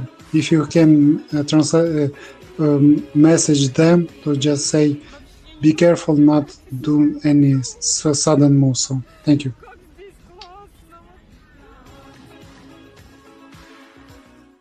Axel, I'm sorry to interrupt, but I'm only going to be able to stay for a few more minutes, and then I'll have to depart. Fully appreciated. And thank you, by the way, Major Giroux, for staying so long with us. It's a significant impact on our audience, and it's a sincere pleasure. Mikola.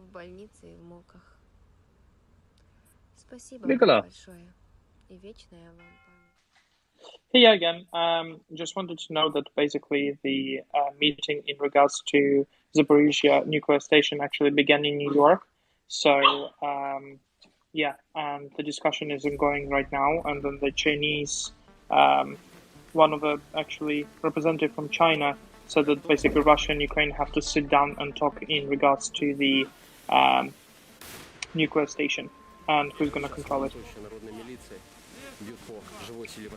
It's funny, isn't it, that the Chinese say that who's going to control it, as opposed to telling the Russians to go sod off, go pack up and go home. There's no question as to who should control it. Of course, Ukraine should control the Ukrainian power station. The Chinese are so nicely equivocating. It is astonishing. You know, I'm honestly amused how, you know, in the United Nations, it's actually given a platform, right, for those countries and their dictators to openly push their narratives and completely lies, like complete lies. I don't even know what to say. Like, you know, for 30 years, lived peacefully, nothing of all this existed, and now China makes this type of statement and there is an ongoing war. And even though China was trying to sit on two chairs at the same time, they're clearly trying to support Russia. I don't know, it's ridiculous.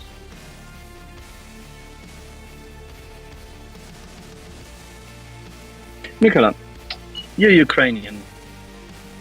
How do you see the approach to Kherson? Can you tell people how Ukrainians feel about it, that they know that many, many innocent people are going to die no matter what happens? There are more going to die and more going to be suppressed if the Russian occupation continues, but there will be people dying in the battle. I would comment on it actually in a few ways. The first one, I will actually talk about what is actually the narrative right now. So through the public channels, including the TV channels that we actually see on the TV and so on, the narrative is that basically at the moment, the government is trying to establish the stand lines. So what it means is to kind of reduce the active fighting prepare the reserves and then go into full-scale kind of attack on Kherson, try to liberate it. So that's what is being actually pushed, and that's what actually was told by Reznikov as well, and that's what the government says.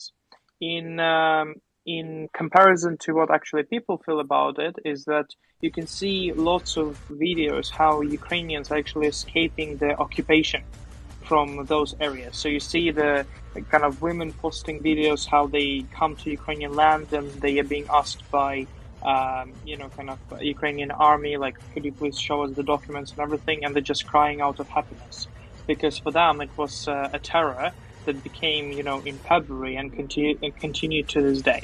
So I assume everyone who's in Kherson is waiting this day full-heartedly. So today was actually in Ukrainian media as well. They showed one of the traitors who went to join kind of Russian forces and everything, and now they're trying to establish the missing gap in Ukrainian and Russian literature by introducing some of the Russian poets and writers that is being studied in Russian program, so Russian literature program. And it's ridiculous because the person who's talking about this, who's talking about the poetry and everything, is talking like a thug, like a proper thug, like he just came out of prison. So he talks about some, like genitals and everything, and then he talks about poetry and literature that's supposed to be taught to Ukrainians. And that's what I found completely unacceptable, right? So that's what ordinary Ukrainians have to deal in those kind of local areas when the Russian or pro-Russian people, start introducing their own agenda in those lands. So Ukrainians and they're waiting for return of the Ukrainian army and actually control of that land to Ukraine. In terms of army, so everyone who's serving in the army and the people who I know, so even my acquaintances or friends and everything, they're just waiting. They're really preparing for the future, and they cannot afford to disclose the information at the moment because it has to be kind of like they're preparing, so they don't want to say what's going to happen. But all of them, they want this territory back. And actually, after yesterday, and that's what was discussed even earlier, that attack on Crimea just gave a huge hope, right? That actually we are turning the war to our side. So we actually found a little milestone that's going to change how the war is going to end, right? Because Russians panicked. So if the Russians are running away from Crimea, imagine how the soldiers are feeling in Kherson, knowing that they're completely cut off from the other army, right? So from the rest of the army. They're feeling cut off. They know that the locals are consistently killing them, and they're doing the attacks and everything, and some soldiers are not returning from their, night schedule or something like that. They know that the locals are not giving them food. They know that the locals hate them because they rape women and everything. So after all of this, imagine how even the Russians feeling, right? They want to leave that land as fast as possible. And that's what I guess, you guys were also mentioning before, that it actually makes sense just to wait a little bit, because the people who are at least in that part of Ukraine, they're cut off. So they don't really have resources. And even if they try to do the platoons that they were doing before, it's actually an easy target for Ukrainians, which is good. But we should always remember that the more we prolong this, the more we give time to Russians to prepare, because they're not sleeping either. They're trying consistently to search for the resupplies in different countries, although the countries don't want to actually negotiate something for them because they don't want to get into the sanctions list. But still, we see that Putin traveled to Iran. We see that Putin actually is trying to negotiate with other countries as well, including China, in terms of drone supply, teaching Russian soldiers, pretty much everything what Ukraine is doing. But of course, Russia is failing miserably, right? Because nobody wants to deal with a state that is being terrorist. So that what we should remember. And overall, that's I started from micro level, went to the macro level, and in the end, Ukraine will prevail, and we're going to see Ukraine victory. Yeah. Slava Ukraini. Героям слава. Slava Nazi. Smert ворогам. We had to say this evening. We didn't have it quite yet. So, Slava Ukraini, what do you think? What's going to happen? Will Ukraine attack through the vector from Zaporizhzhia down to Melitopol and Berdyansk? Oh, Axel, great question. So, after what happened in Crimea, I think it's gonna be even more interesting. As I am not military, so I even don't understand your question, because for me it's like sci-fi. But I think Ukrainians, what showed with the Crimea, expect unexpected. So it's something gonna be happening, and I love this tactic with when the decoding trolls say that it is maximizing like trolling from the Ukrainian side. So this is like a better tactic. Fight all these Russians with the trolling, and they should just fear. And what I hear is that in occupied territories, mostly in the Kherson, fear is rising. So what partisans doing? They doing more and more like a fear in the eyes of this like occupiers. So they producing this fear, and I think it can work out. And with the help from the Ukrainian soldiers, it can make some miracles. I'm just hoping. So I think this is going to happen this way. Thank you. The reason why I brought this up is, of course, that we've been discussing now various times over the past couple of days that there is a vector opening up, and that the takeout of the bridge access in Roland actually leads to the fact that there is less and less access for the Russian troops going from Crimea to supply and replenish troops in the southeastern corridor. As a consequence, it is evident that the nuclear power plant, as well as Melitopol and Berdyansk, are the key line to cut off the snake. And if you want to take a sweeping movement out as a support attack, and we discussed it earlier on today with Colonel Spence as well, that is the most veritable line of attack. You just need to have the gear for it. You need to have the long-range artillery, you need to have the HIMARS, and you need to have a few tank battalions. Now, fortunately, these do exist. Well then.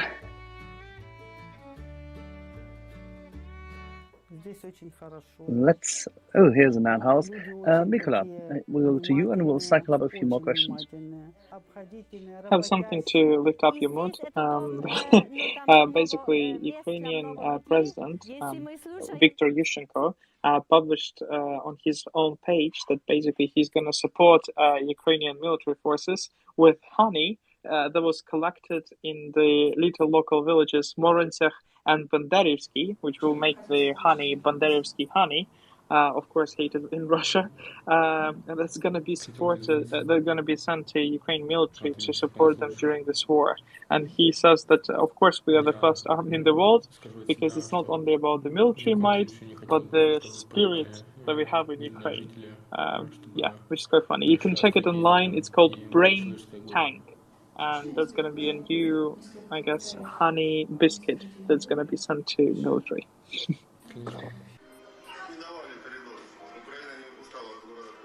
What kind of biscuit? Honey one. So it's going to have like, let me read it. So it's going to be a biscuit similar to like, Nesquik or something like that, but it's going to have, it will contain honey as the filler. Well, very good then. Let's poison it a little and hand it to the occupiers. Yeah, everyone is already joking whether the bees are radioactive, so we can send them to attack Russians. Russians attacked by biscuits. Finance. Yeah, what I was wondering is the biscuit inflatable like the air defense system?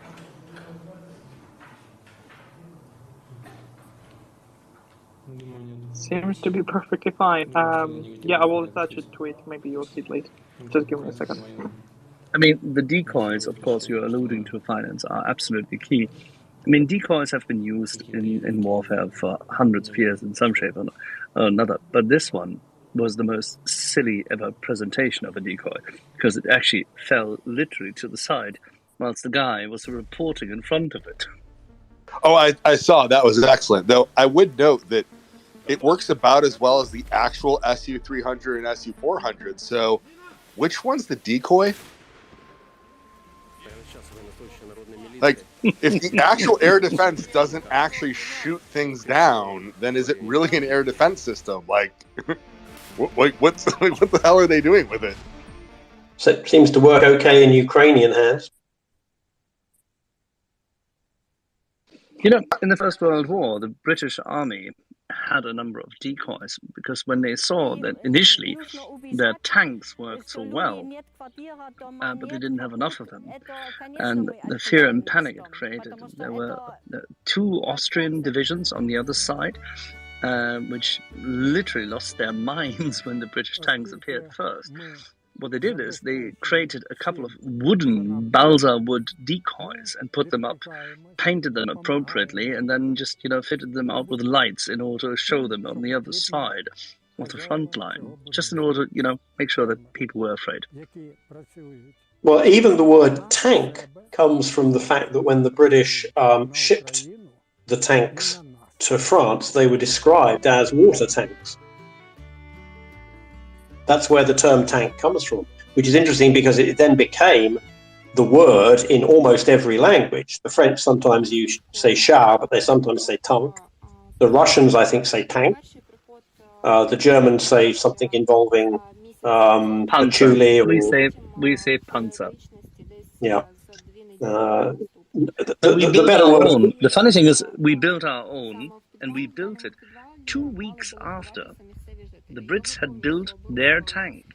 The Germans had something under development which resembled it, but had a different kind of design, because it was supposed to be heavily fortified and heavily gunship-like, and they couldn't get it off the ground. And the Brits showed them how a light version of it would work forward, because of the tracks. Absolutely stunning that 2 completely independent developments would come to the same conclusion, but one of them got off the ground quicker.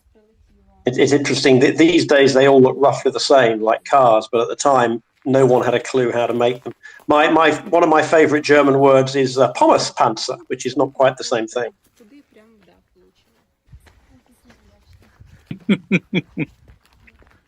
Oh, Nick. Pommespanzer often served with Kummerspeck. Oh, we really need to sit down with a glass of wine, mate.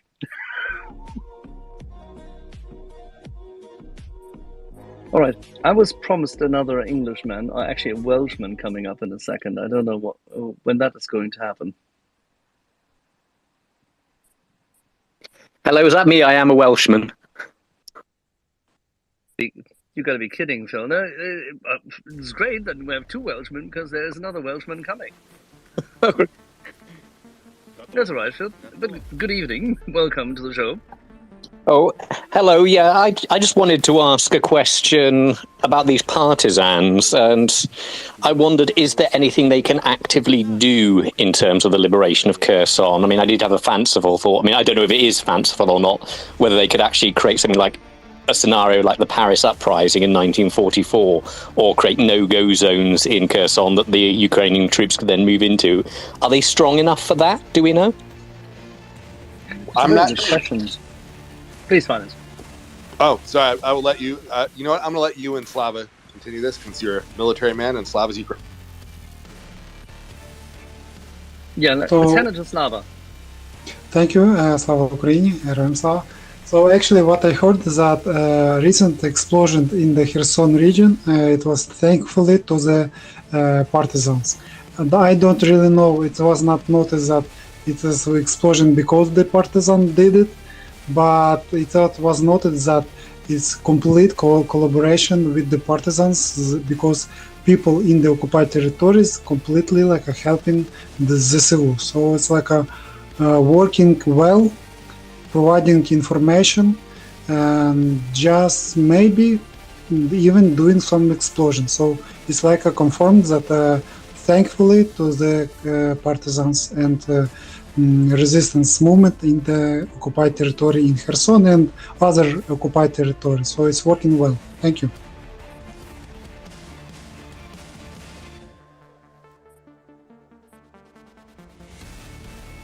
Yeah, as to the capacity, Phil, of the partisans, what we have seen is that certain regions in occupied territories have a very well organized partisan activity that was both in the surroundings and specifically to the west of Mariupol during the siege of Mariupol and then the sack of Mariupol by the Russians.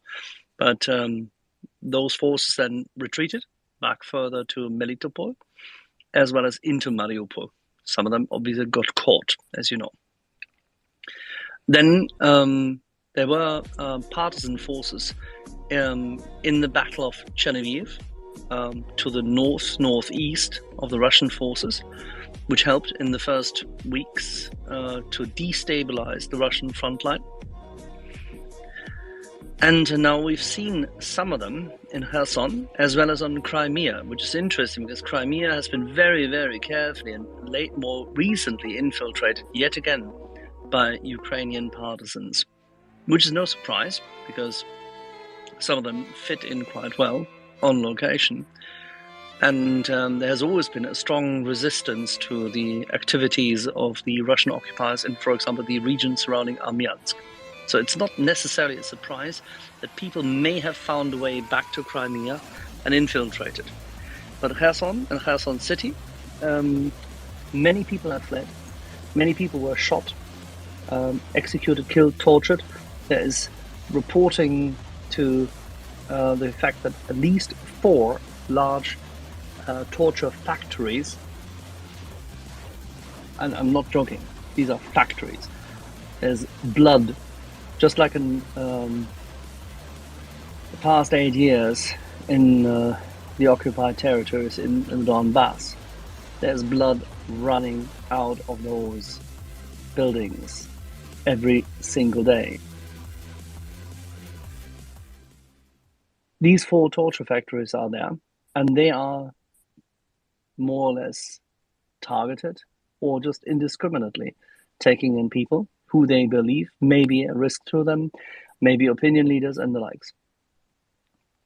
Kherson has anywhere between 90 and maybe, and I got a correction earlier on, it's not 130, but 120,000 people. The whole region had 930 beforehand, meaning the Kherson Oblast.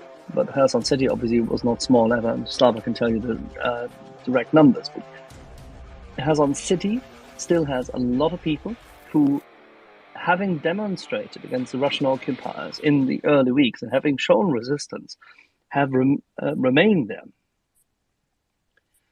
It is not unlikely that the searches which have been conducted and most recently been reported by people who have fled from the area, who have had access to people in the area, and Special Kherson has also reported on this, it is highly likely that the searches which have been conducted by Russian forces all across the city are there because they are afraid that there are more partisans going about with weapons. There's also more and more reportings in recent 6 weeks in Kherson of partisan activity slashing the throats of young occupiers while at night, something which we had seen in Melitopol since about early April. So no Paris uprising, no Warsaw uprising necessarily, but certainly substantial partisan support and activity. And in case of an attack, none of the Russian soldiers should consider themselves to be safe. I hope that answers your question. Slava Ukraini. Hello, Slava. And to add to this, so I just remembered, just a few days ago, it was a report that Russian occupiers and collaborators started to rush to preparation for the referendum, so-called referendum, fake referendum, and they was attempt on this on these collaborators. It was attempt on life, so they was liquidated. And the other months ago, we had a lot of the explosions, like a car exploded and gas explosion in some area. They prepare for some preparation. So partisans have means to prepare some explosions. I think the CU providing them instruction how to make a bomb or something. So they have means how to do this. They have motivation because they at home. So they know how to do it. They know who it is. And also what was noted that how they making these occupiers and collaborators to fear. They printing pictures of all the collaborators and all these flyers putting everywhere in the city. So this is like a sign that we know who you are, we know what you're doing, that you're collaborating with the Russians, and we know that we're gonna find you, and there is no gonna be talk with you. You're gonna be liquidated. It's like a threat to life if you helping Russians. So it's happening. It was like last week. It was like a big news. Thank you.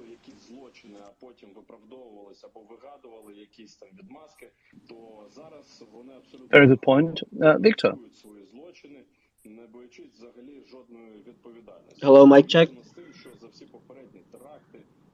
Mike's not here, but you check out fine, loud and clear.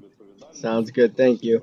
I think just in terms of the partisans, I think it's a little bit of a history lesson here. Back in the day, after World War II, I'm sure many of you are familiar with the UPA, Ukrainska Povstanska Armia, the Ukrainian insurgent army. History there is a little, a little shady, a little sketchy. The human rights may not necessarily check out. Whatever you believe about it, they've made some mistakes. But what definitely can't be argued. Who made some mistakes? The Ukrainians with some over there in Volhynia and pretty much the ethnic cleansing. Volhynia? You mean Zhytomyr? I believe it was it not both? No, Zhytomyr, Volhynia is an area surrounding Zhytomyr, which is an old settlement area of both Jewish and German settlers up until 1922, and then thanks to the Bolsheviks, it became a rather empty and dreaded affair because the Jews were killed in pogroms and the Germans were expelled and also pogromized, if you so like. But that's Volhynia, and that is the area around Zhytomyr, which is the area which was unfortunately taken in part by, in this case, Russian forces in their pursuit of the western vector towards Kiev. So Bucha, Borodyanka, and the area, whilst they are now part of wider Kiev, are actually essentially the southeastern outskirts of what you could describe as Volhynia. So, and I can't quite fit this with Ukrainian abuses of human rights, because the people who were tortured there in Bucha, Borodyanka, and Irpin were Ukrainians, and they were tortured by Russians. So, Victor, maybe you can explain this a little bit better. I'm talking about back in the 40s, after World War. In the 40s, Volhynia at that point in time was already under, in this case, the control of the. I have to check. I think it's the 47th Soviet army, which took it after they had pushed back the Germans, and they killed every single remaining peasant in the area. That's true, because they believed that this area, because they had very old maps, that seems to be consistent with the Russian armed forces up until today, they believed that everybody in this area was still German, which is completely utterly useless, because the Germans had already been forced out from that area in the 1920s, which their archives in Moscow center could have told them. Okay, I'll cede that point to you. You probably know history better than I, so my apologies on that one. I know this because a friend of mine, who's a co-moderator, Ryan, actually his family comes from Volhynia, and I know the region rather well. But please go on. Okay, yeah, it was kind of secondary to my point anyway. Anyway, the main point is that Ukrainian insurgency and this kind of partisan activity is very, I want to say, instilled in the blood of the Ukrainians. They've been doing it forever. Even before then, Russification of Ukraine has been going on for hundreds of years, and the way the partisan activity goes down, the Russians will never admit to anything. And any good partisan won't be taking pictures of what he's doing and won't be posting it on the internet. So I think what's most important for us to remember is that the fact that we're even hearing about it so often, almost every single day you hear about someone dying in a car bomb, someone getting their throat slit, that's probably only 5 to 10% of what's going on. And that the partisan activity in Kherson is definitely embedded, it's entrenched, you're not going to get rid of it. You can kill as many people in Kherson as you want indiscriminately, it's not going to go away.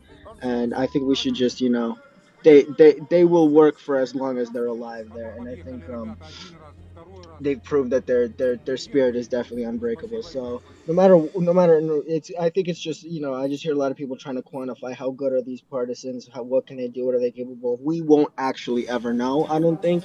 And I think the only people that might know, maybe the highest ranking people of the ZSOU that are working there. But that's about it. That's my piece. Thank you. Yeah, cool, Victor. Thank you. Very well put. We have tons of questions. It's quite a madhouse here. Before we go to Nina, we'll take JJ, and then we move back to Tim, because Tim and I will talk about the Welsh addiction to sheep farming. Thanks, Axel. Just doing my reading today, and I see that Denmark is going to be training Ukrainian soldiers in the UK and joining Finland and Sweden and Canada, and this all makes me really happy to see. How important is it, do you think, for these countries to be joining in this training operation in terms of skill sharing? And what do you think it will do for the morale of the Ukrainian soldiers?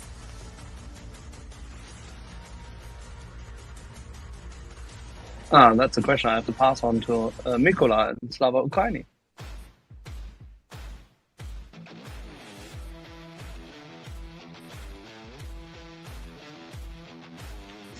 JJ, please repeat question. I was distracted. Oh, no worries. I was talking about how Denmark, it's been announced that they are going to be joining the British-led training project, and that's also with Finland and Sweden and Canada. And I'm wondering how important do you think that is in terms of skill sharing and learning for Ukraine, and what you think that that will do for Ukrainian morale?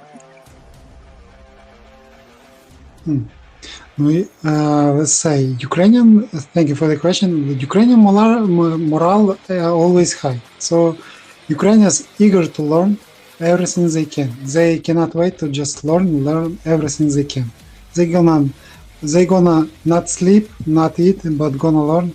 And any cultural exchange only gonna go to plus. So it's completely good. And morale in the even army in the hot places in the Ukraine still high. People just living day by day in the trenches on the hours and hours of the shelling from the Russians, but still people have high morale, so it's like a usual day in Ukraine, and it's only gonna get better. Ukrainians believe in Ukraine. Regular Ukrainians believe in the ZSU, meaning in Ukrainian forces, so it's gonna work out for Ukrainians in the end, only for the better. Cultural exchange only to the better. So thank you.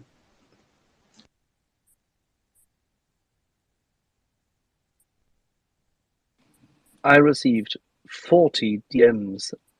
I mean, literally, apologize, Constantine, please go on and answer the question. But I received, in the meantime, just for everyone who's been making these comments, I received 40 DMs, 42 DMs. This is increasing. 42 DMs on sheep farming. Yes, I will talk to Tim about sheep farming, but after Konstantin has given a proper answer to JJ. I want to say that the training is super important, and I think it's often overlooked issue. And my personal opinion that it's the fact that it's a multinational effort right now with other countries joining in Britain. It is going to be even more successful, and training takes time. It does not give fruits instantly, but this is not a short conflict. It's gonna continue, and the more programs like this, the better it's gonna be. And I personally really hope that Western and NATO countries would help Ukraine much more with that, and increase the program from 10,000 to something like 50,000 per 3 months. That would be really a game changer, and it would be just effective as new Western equipment that is given. Thanks. And please go ahead, Axel. You just want to push me into sheep farming. Yeah, I was interested in what you're about to say about sheep farming. Well, I grew up on a sheep farm, so I can confess this easily because my friend John has already highlighted that I never cease to surprise him. That's the fact. So, finance before we go into sheep farming with Tim the Welshman. Keep on going. Finance. Oh, I actually had a question about sheep farming. I was wondering if you met your Welsh friend Tim because he was, looking for a date or something. Yes, that's pretty much exactly what happened. It's sheep farm, right? That's where y'all do it, right? Yeah, I mean, people call them sheep farms. We call them leisure centres.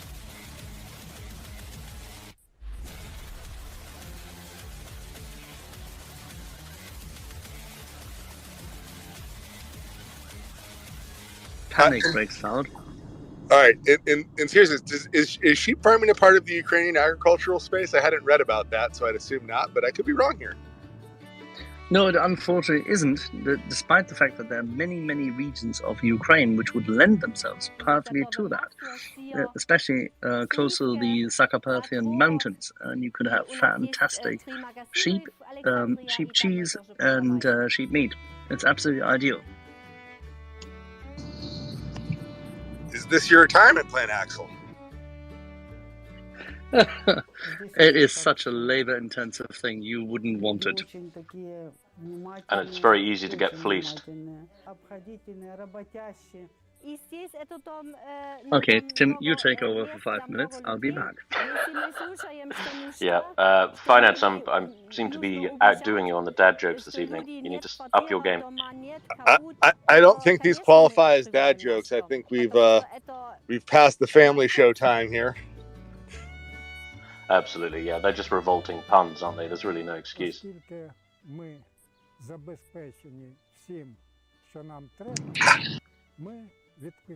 So, up until you forced me to sheep farming discussions and how to populate the Ukrainian landscape with very, very high quality meat on 4 legs, we had 520 listeners. When I come back in 5 minutes, I don't want to see any less. So keep up the good sport. I'm just checking to confirm if we do actually have 520 listeners. Well, I could talk about debt defaults and we can get down to 420 real quick.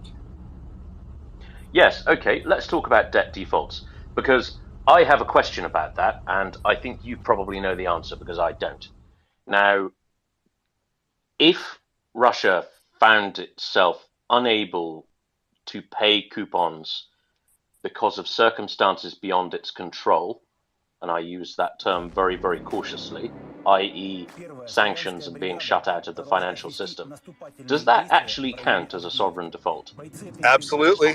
Absolutely. Your creditors don't get paid, you're in default. It's not when I lent you money, you were supposed to... You ever see that? Have you seen the movie Goodfellas? Yeah, fuck you, pay me? Yeah, that's when you're a creditor, right? on a bond and you're supposed to get your coupon. It's F you pay me day, right? I don't care what your excuse is. Fuck you, pay me. And if you can't friggin' figure out how to get JP Morgan, a major global bank, let's face it, banks are in the business of making money. These guys are willing to do anything legal for money that exists. That's their job, okay? They're prostitutes in suits. I should know. I've worked for them. I've been one too. This isn't me talking out of school here. I'm part of the problem. That said, if you can't get these guys to get your paycheck to you, that's your goddamn problem. F you, pay me. That's your fault. You are in default. You did not pay your creditors. Right, because the way I understood it worked was that if there is the ability to pay, if there is the willingness to pay and the money to pay, but for whatever reason the money doesn't arrive, and it's basically not your fault, even though in this case it kind of is, then that doesn't count as a default. But that's not correct. That's total bullshit. Because if I'm a creditor and I don't get money in my bank account, all that shit's a bunch of excuses. Right? Russia could have just, not tried a genocidal war. They could have stopped the genocidal war and seen if that would have gotten their payments through. Right? There's all sorts of stuff they could have done. Right? Like, you can do enough illegal things to get the legal system to block your ability to pay creditors, because you might have certain kinds of judgments against you that would even make a senior creditor not come first. Here in America, you have to, for instance, pay your workers first.